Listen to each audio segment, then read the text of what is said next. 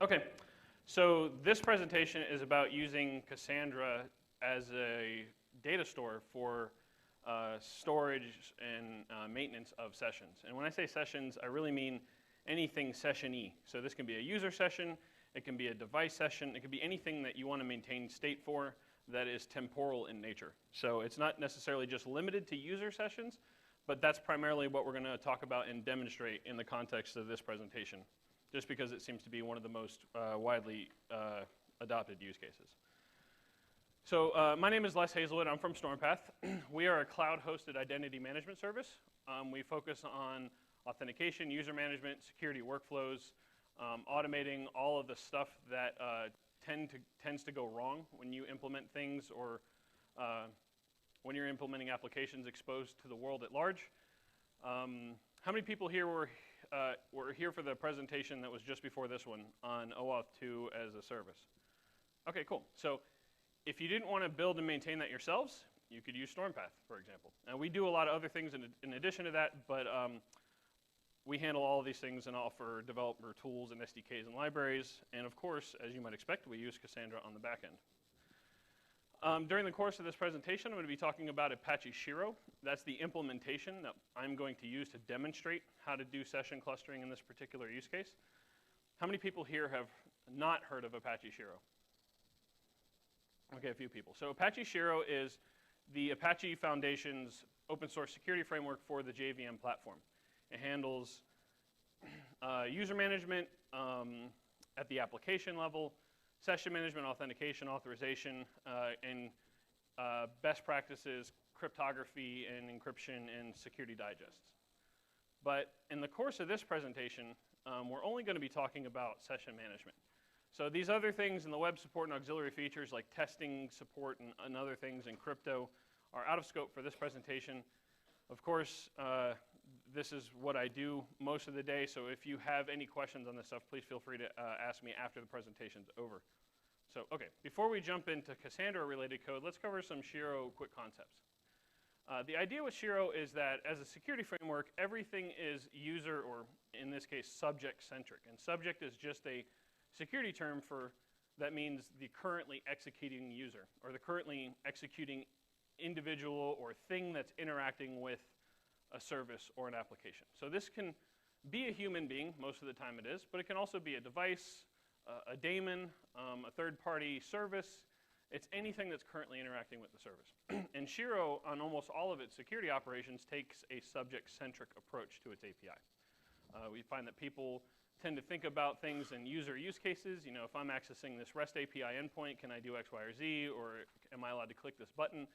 So everything takes a user-centric approach.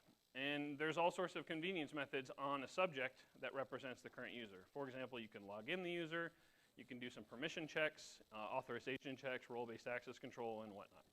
So we're going to be referencing the subject here to show you what this kind of looks like in code when we start doing session management. So what do I mean by session management? It's really managing the life cycle of a subject-specific temporal data context. And that's really a big mouthful that just means, you know, state that is associated with some identity over a period of time. Most people associate or think of HTTP web sessions when they hear about session management, and that is the most widely used use case. And of course, as I mentioned before, this can actually pertain to any kind of state managed over time. So devices, time series data attributed to a particular field device, anything kind of that fits that mold can apply here. So what can Shiro do in regards to session management? One of the cool things about Shiro is it supports this notion of heterogeneous client access. And that means you can access the same session from different devices or different web browsers.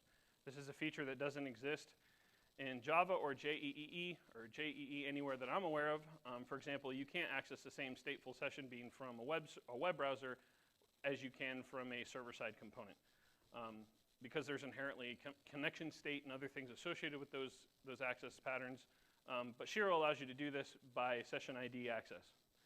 Everything in Shiro is POJO-based, J2SE-based, so it's very IOC-friendly for things like Juice and Spring and JBoss and other dependency injection frameworks. It's got an event listener mechanism, so you can listen for relevant session events. Expiration, attributes are added or removed, creation, all sorts of good stuff. It also retains, it supports this thing called host address retention. So unlike most servlet requests or just other generic session infrastructure, you can retain the IP address from where the session was initiated. And sometimes that can be useful for access control policies, especially in intranets. There's, of course, inactivity and expiration support, as you might expect, but Shiro also supports this notion of a touch method. So in more and more frequently, people are writing single-page applications on the web and rich internet applications. And if those apps don't actively interact with the server-side session can actually expire. And so Shiro supports this touch method that allows the client-side app to touch the session and keep it alive as long as is necessary. And in Shiro's session support, we have HTTP and servlet-based session stuff out of the box. So what that means is that if you already have code that programs to the session API in the servlet spec, you don't have to change any of that code. You can everything still works as expected. Shiro implements the servlet specification, so you don't have to change your source code. And one of the biggest reasons people use Shiro, and this presentation kind of reflects that, is that you can get container-independent clustering. So if you drop Shiro in an app and point to a clustered session store, like Cassandra, that will work the same in any web container, whether it's in JBoss or Glassfish or Tomcat or Jetty. You don't have to change how you cluster sessions, right? Today, almost all of those mechanisms are container-specific and requires you to know how that container's configuration operates. And so you can test in Jetty and deploy to Tomcat in production or any other combination, and you don't have to change your source code. That's a really big benefit for teams to minimize kind of fluctuation during development. Okay, so how do you acquire a session? How do you create them? How do you access them? As I said, Shiro is a subject-specific API or subject-centric API, and there's really two ways. You can call the subject.getSession method that will guarantee a session exists. So if one does not exist at the time this method is called, a new one is created and returned. If one already exists or is already associated with that subject, it just returns the existing one. And then, of course, just like the servlet API, you can pass in a Boolean to indicate whether or not a session should be created or not. So in certain cases, for example, REST APIs, you want to ensure that your REST API can remain stateless. But if they already have a session via the user interface, for example, in admin console, maybe you want to leverage that during your REST API. And so you can get a session if it exists, but not create one if it doesn't. In addition to those methods, the session itself has methods that you would expect to see in almost any kind of framework. And these largely parallel the servlet request API. You can get and set attributes. You can set the timeout for an individual session. There is this notion of touch, which the servlet API does not have, but pretty common things that you would expect. So let's talk about how this actually works inside of Shiro in the internal architecture, because this is going to be important when we talk about how to plug in Cassandra. So when you call subject.getSession and it returns a session, what's actually returned is, this is an interface, by the way, it's not a concrete class. What's actually returned is a very lightweight proxy to Shiro's internal session manager. And the session manager, as you might expect, manages all sessions for a particular application. And so all operations on the session interface itself actually are delegated to the session manager to do the real heavy lifting. And the session manager, in turn, uses a session factory to create brand new sessions, new session instances at the time that they're requested. It also has this notion of a session DAO. Is everybody in here familiar with the data access object design pattern? You know, just thin tier layer to access your underlying data store. So there's a session DAO that in turn references a session ID generator. So you can customize what your session IDs are. They can either be time UUIDs, which is pretty common for Cassandra use cases. They can be secure randomly generated strings. They can be integers, whatever you want. You can customize this. In addition to the session ID generator, the session DAO also can utilize a session cache. So you don't have to hit the data store every time and keep things in memory, or especially useful if your cache is a clustered distributed cache like Coherence or Hazelcast or any of these other clustered cache frameworks. And then finally, the cache can proxy to a data store. And of course, if a cache is not enabled, the data store is accessed directly. And this data store, as you might expect, is completely pluggable. It can be almost anything. It can be a disk. It can be just the clustered cache mechanism itself. It can be a variety of things. And of course, in this presentation, we're going to be talking about Cassandra as that data store. We're going to utilize Cassandra as the thing that we plug into Shiro's architecture. Session managers also have a session validation scheduler, which I'll talk about in a little bit. And it supports the notion of session listeners, the ability to listen to various events during a session's lifetime. So you can react to it and perform business logic. So all of this kind of represents how to access a session, how the session works, and the kind of underlying architecture, infrastructure of how Shiro thinks about sessions. But the most relevant parts for this conversation are the purple parts. So we're only going to be talking about the things related to data store access. So the session DAO, we're going to have to create something that knows how to talk to Cassandra.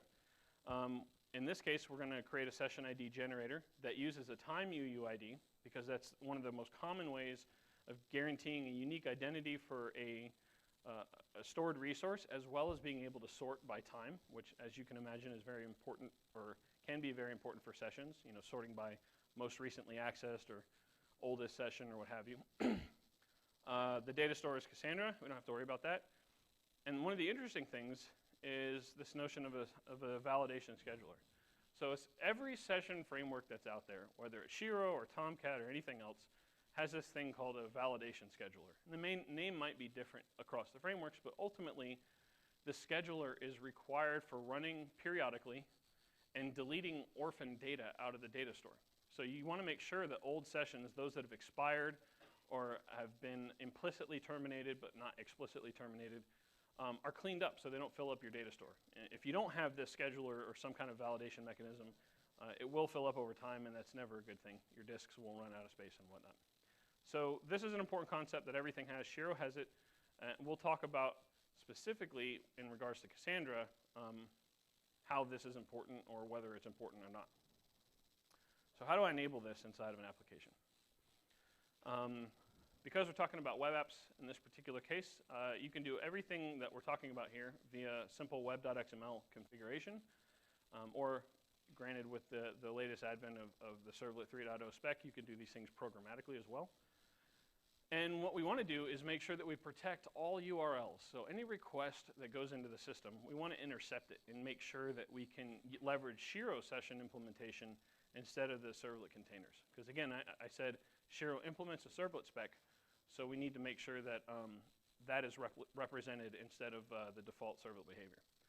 Shiro also can, in addition to sessions, protect all URLs. So of course, there's authentication and access control authorization tools that you can do at a URL-specific level.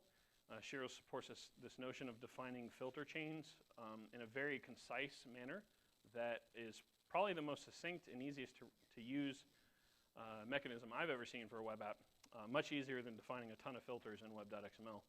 And we'll talk a little bit about what that looks like in a minute.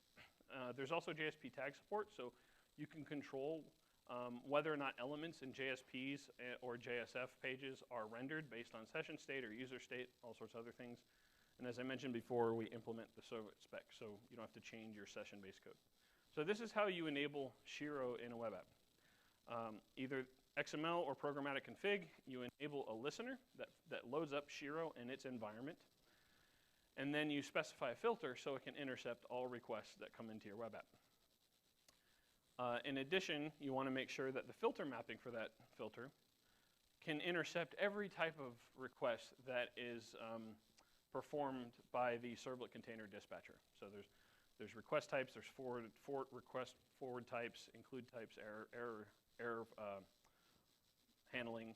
Shiro wants to filter all of them so it can inject the appropriate behavior.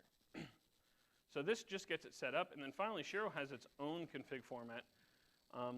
We use INI as our lowest common denominator format. If you're using Spring or annotation-based configuration, those are definitely a great choice and probably preferable, but this will always work regardless of what kind of programming environment you might be deploying in. Excuse me. And so the breakdown of this is that Shiro has a main section, which basically is an object graph config. You can define some static users, some static roles, and the URLs section is defining filter chains. So any given request that comes in, you can define a set of filters that will perform security operations, either guarantee a session exists or make sure that they're authenticated, and if they're not, redirect them to a login page. All sorts of that stuff can be configured here in a more succinct way than using web.xml. So how do we leverage these, this config to implement session clustering, specifically using Cassandra? The idea here, of course, is that if we're operating with a web application with large scale or extreme scale, we're talking millions of requests or millions of user sessions over the course of a day, and that could be anything from an end user, again, to a device, to a mobile application. You want to be able to handle this at extreme scale. So we're going to leverage Cassandra for that. How do you do that? So there's two approaches in Shiro. You can either write a session DAO. As I mentioned before, that's the thing that manages access to a data store.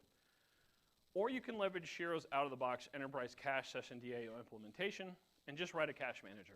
So again, a cache manager can talk to a clustered distributed cache. That's perfectly fine. You can use Cassandra as a cache, kind of a replacement for like a memcache, but we're not going to go with that approach. We're going to write directly and talk directly to Cassandra. So we're going to write a custom session DAO.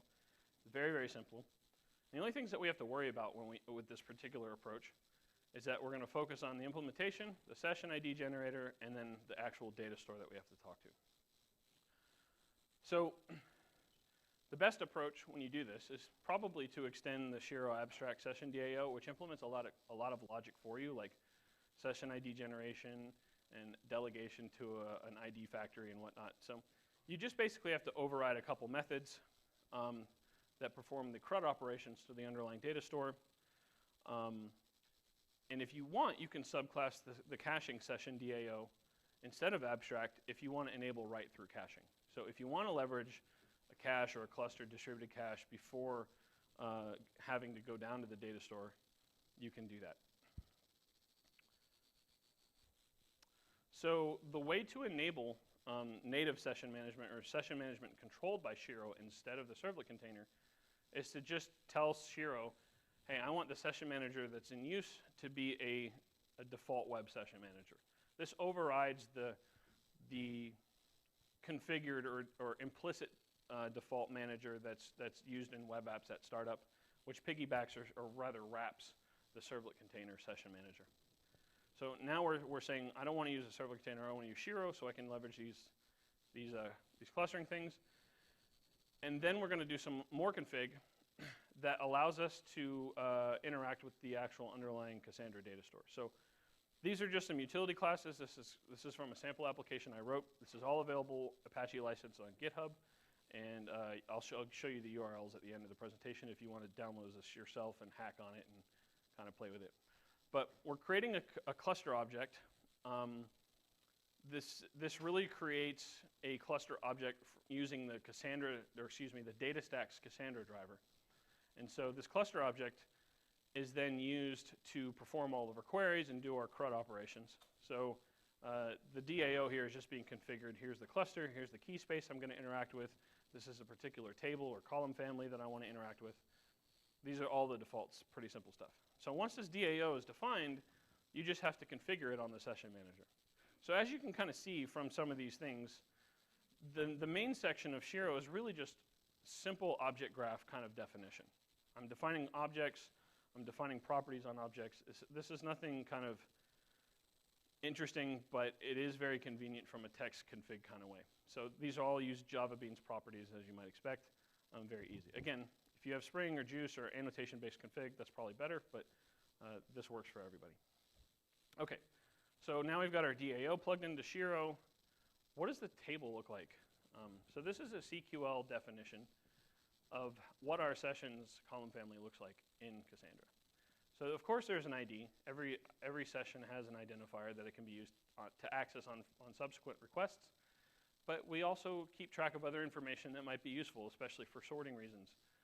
So there's a start timestamp, a stop timestamp, the last time that the session was accessed by an end user. That's really important for session invalidation reasons. Timeout, whether or not the session's been expired. Maybe you want to keep expired sessions in the data store so you can run reports later and maybe find out how many sessions were created by a given user or device. This is really just an optional thing. What the host from where the session was created, its IP address, and the serialized value is really the serialized attribute map from within the web app. So you can do session.getAttribute, setAttribute. These are all app-specific things. And so it might be prudent to mention that, as is the case in this implementation as well as pretty much every session implementation I've ever seen, is you want to keep your serialized attributes, the session state itself, extremely minimal.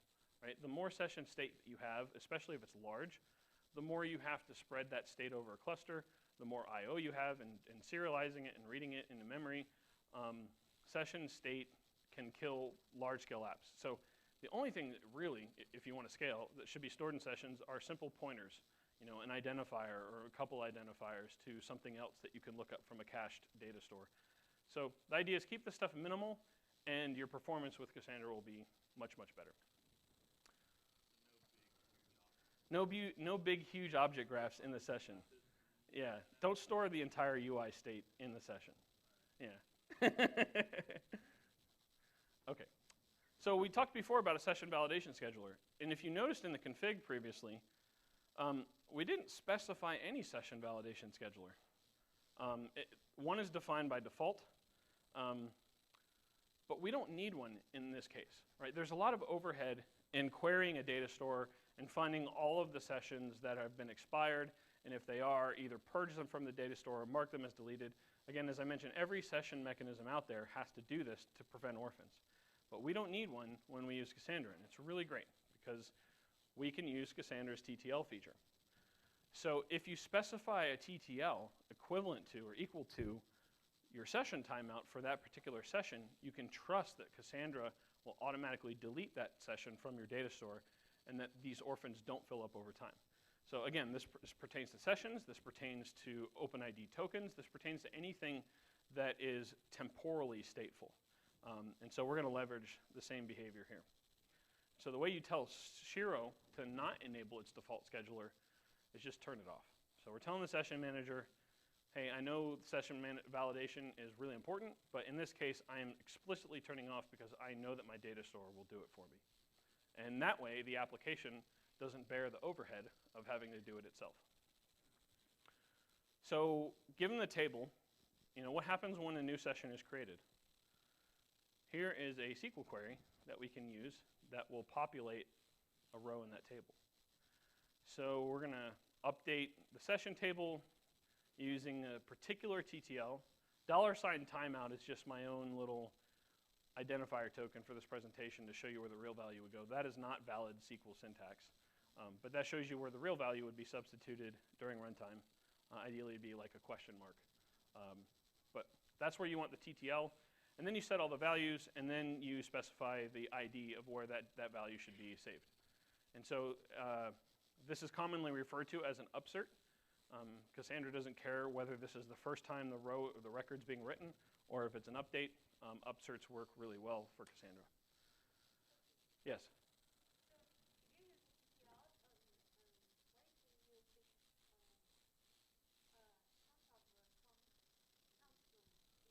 What?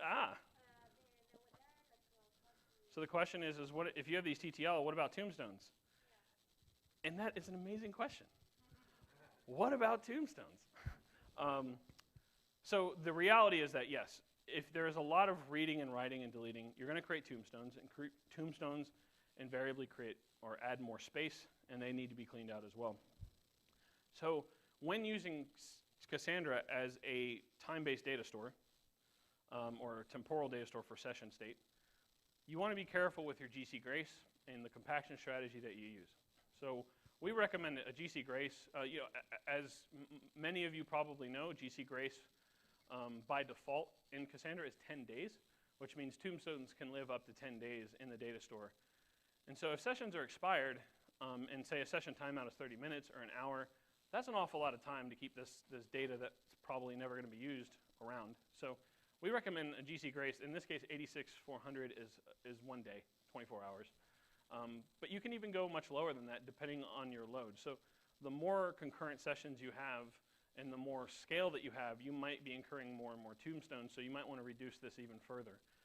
We found that a day in practice works pretty well for most people, but you know, your mileage may vary. Tuning is important, so get some data and make adjustments as necessary. Compaction here is really important though. So how many people here do not know the difference between size-tiered compaction and leveled compaction in Cassandra? Okay, so we got some folks. So size-tiered compaction basically will compact SS tables for more efficient disk storage and utilization from Cassandra based on the size of the SS table file itself. So as it gets to a certain file, it's gonna, there's gonna be more SS tables created after that size is reached. And that's a fine strategy and efficient for space utilization when you have a write-mostly workload or like time series data that's not manipulated. So that's actually a really good use case for using the size-tiered compaction strategy. Leveled is really important if you have a read-heavy workload or an update-heavy workload. And what this does is it actually compacts SS tables based on kind of an LRU strategy or frequency of use.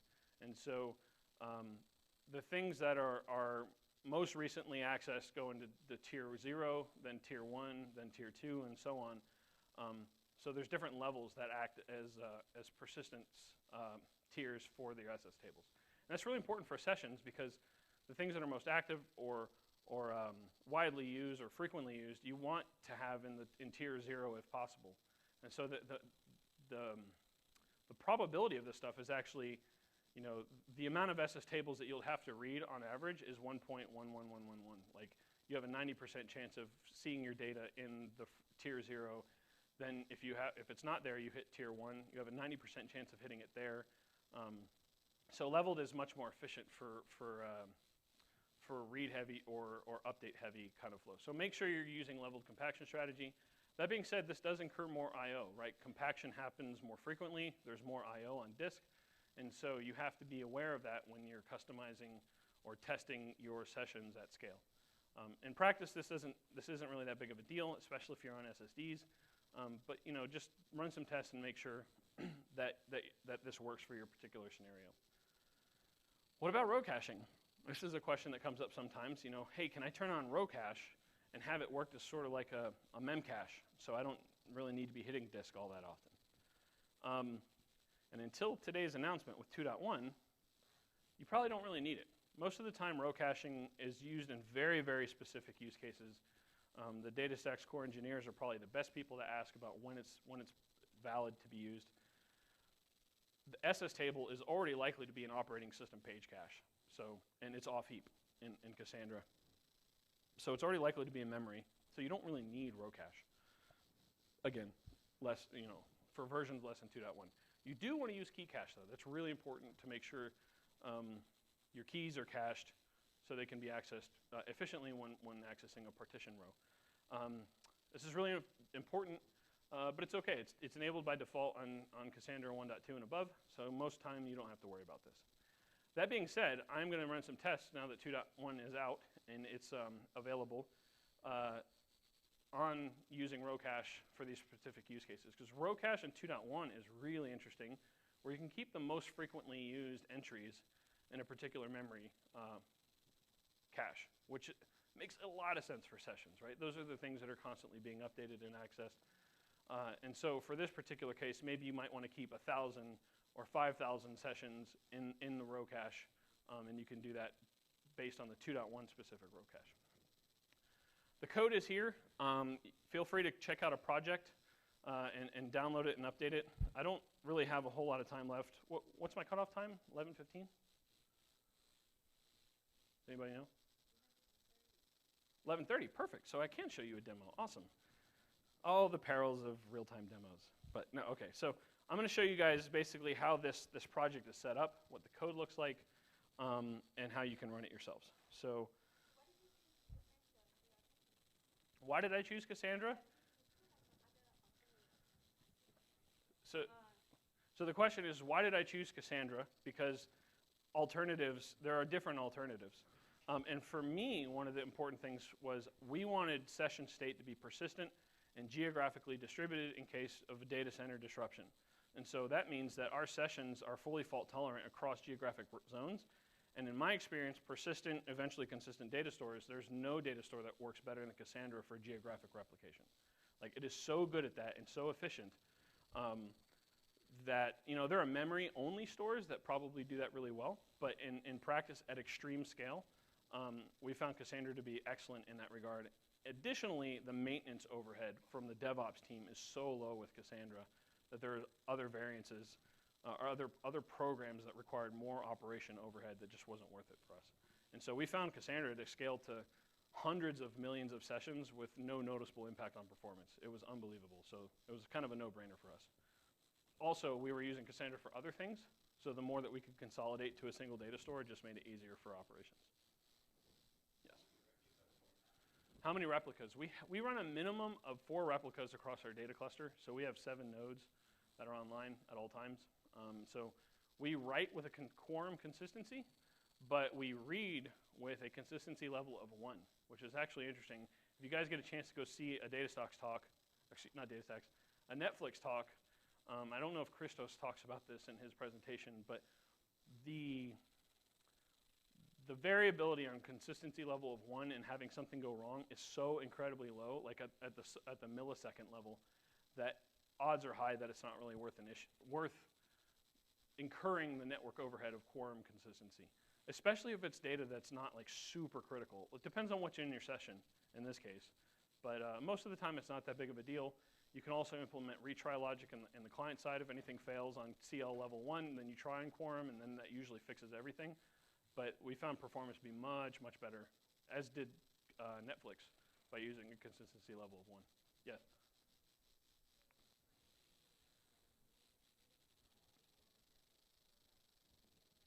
I'm sorry, I can't hear you. He's coming with a phone. Is there a reason for you to write at quorum, and how do you handle the failure scenario? When a node goes down, your writes will fail because a node went down. Wait, so is the question, if I'm writing with a consistency level of quorum, how do I handle failures? Yeah. Is that the question? Yeah. Almost always it's expected to implement that logic in your application. And so it's really easy. For example, I don't know if you guys use Guava, but the Java toolkit from the Google team, or you can write it yourself, but it's really easy to kind of wrap in a function that implements exponential backoff, right? And so the first thing is try it. If it fails, try it again, 50 milliseconds later. If that fails, try again 200 milliseconds later, and you keep doing that up to a certain max. And there's utility functions. I know Guava has them. I'm sure it's easy enough to write yourself if you don't want to depend on a library, but that's definitely the best way to do that. And your code can block until it succeeds. When you have that many nodes online, odds are very, very high that it's just going to work. It doesn't always work that way, so yeah, you should be fault tolerant and resilient and do that kind of stuff. Let me get through the demo real quick, and then I'll answer some more questions. So we are going to just basically take a look at, where is the presenter?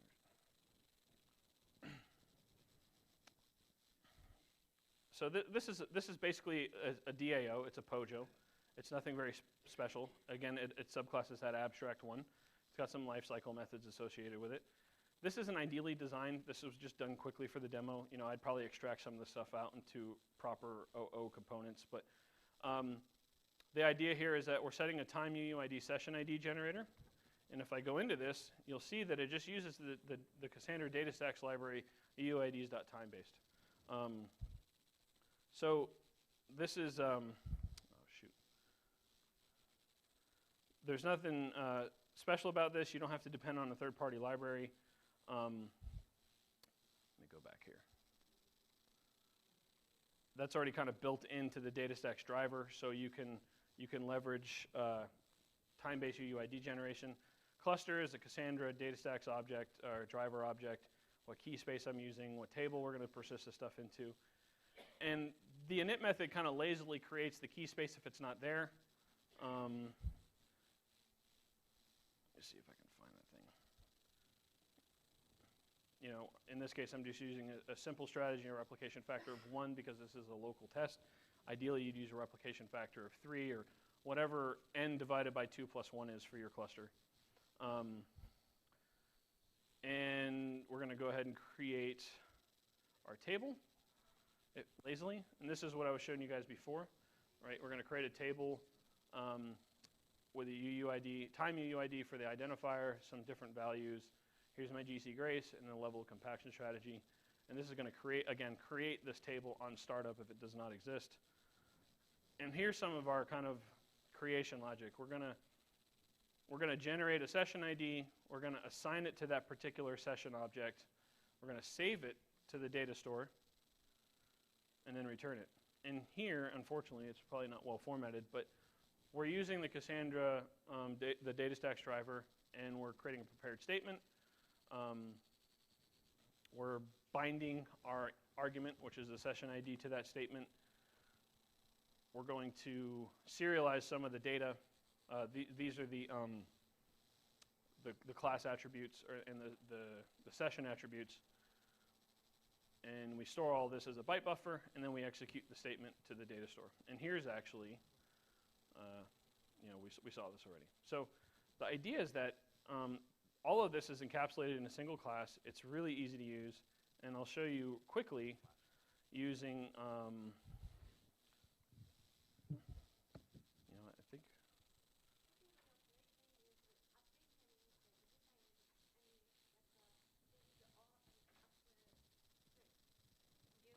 Do you find any Performance difference between upserts? yes, you could use insert or update. So I'm sorry, what was the question? The question is, for the SQL, you could use insert or update. They both serve as the upsearch. Right. Did you find any performance difference between update and insert? We didn't test it extensively to really find out if there was a difference between the two. So for us, upsert worked fine in all cases, especially for Shiro, because when a session is not there, we want to add it to the store. If it is there, we just want to update it. And because that's implemented by Cassandra by default, there was no extra logic that we had to add in our app. So we didn't even try to test the performance difference of insert versus update, because it always worked fine for us.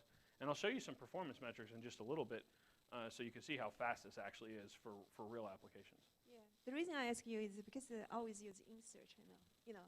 Oh yeah, yeah. I don't, honestly, I mean, I would ask a DataStax engineer. I'm not sure that insert and update are any different at all, with the exception of the where clause. You know, it's basically using the same identifier to hit the row key in the database. Yeah. So I don't know for sure, but I would venture to say that there's no performance difference at all. But okay. Again, confirm that with a DataStax engineer. So this is just the very simple sample application for Shiro. I'm going to log in. These are some sample accounts. This is our normal Shiro demo web app quick start. So as you just saw, I just logged in. I can visit an account-specific page. I can return to the page. I can see some roles and things that this account has and that they don't have. I can log out. I can go back in and log in again. Oh. And so now you can see my roles have changed because my user account is different. All of this is using Cassandra under the hood to store sessions, and you could fire up any number of web nodes and all point to the same Cassandra store. And in practice, this is crazy fast, really, really fast. Let's see if I can run a quick demo. I got a little integration test here. So I'm gonna run this test called Drop the Hammer. I'm gonna create 10,000 sessions in Cassandra.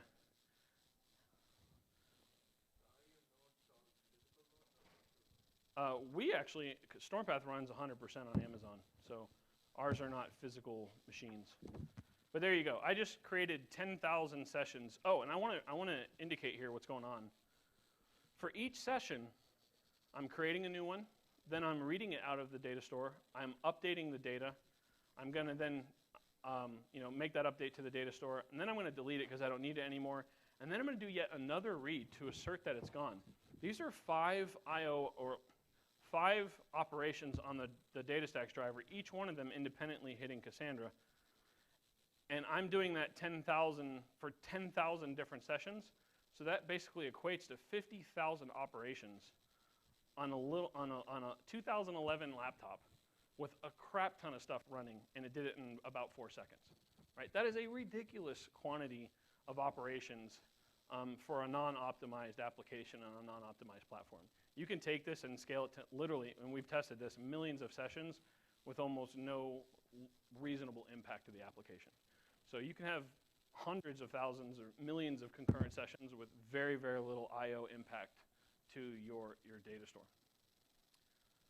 So with that, I will finish up. And I think that was the last slide. Yeah, so there's the project. You can check it out, try it, run it yourself. It's super easy to test and tweak the code.